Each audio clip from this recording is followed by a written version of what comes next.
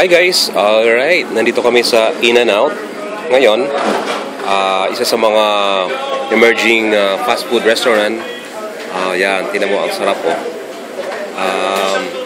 Ito ang cheeseburger nila. $2.15 lang. Okay?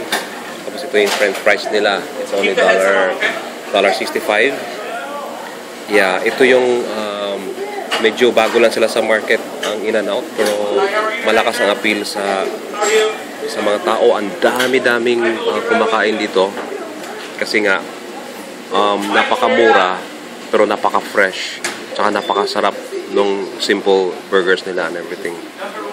Yeah. So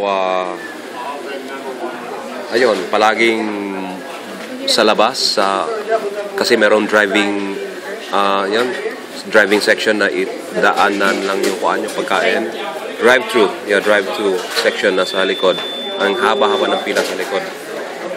Ganon. So, marami rin Filipinos pupunta dito dahil nga mura, tsaka napakasarap. So, ikaw, ano masasabi mo? Maganda talaga dito sa In-N-Out. Na-amaze ako sa place dahil well-organized yung mga tao. Pag darating ka, dahil may order, nag-greet sila sa iyo. Yan ang naobserbahan ko dito. Tingnan mo sila, well-organized yung mga cashier nila. Okay. Anyway, so again, ito yung napakasarap na french fries. Ito, wala tong mga preservatives and everything. Sa tingin lang. Yeah, straight.